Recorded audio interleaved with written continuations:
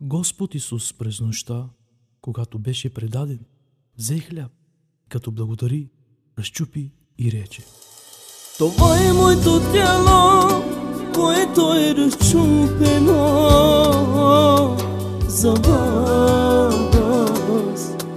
за вас.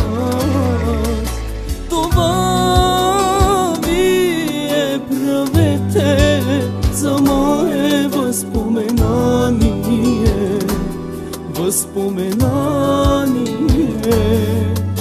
Това вие правете за мое възпоменание, възпоменание.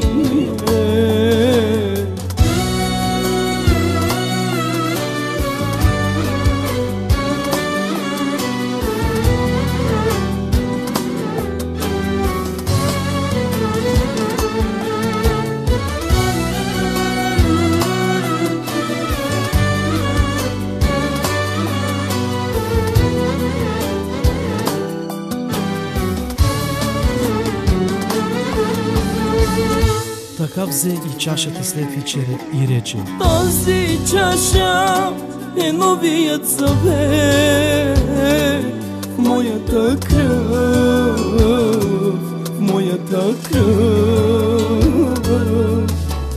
Тази чаша е новият завет в моята кръв, в моята кръв. Това правете всеки път, когато пиете за мое възпоменание, възпоменание, възпоменание.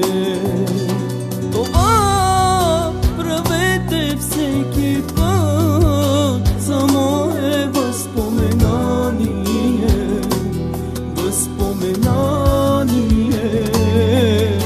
Това правете всеки път за мое възпоменание, възпоменание.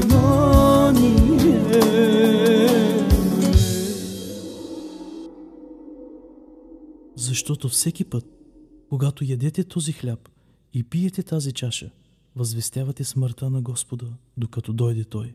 Халелуя! Амин!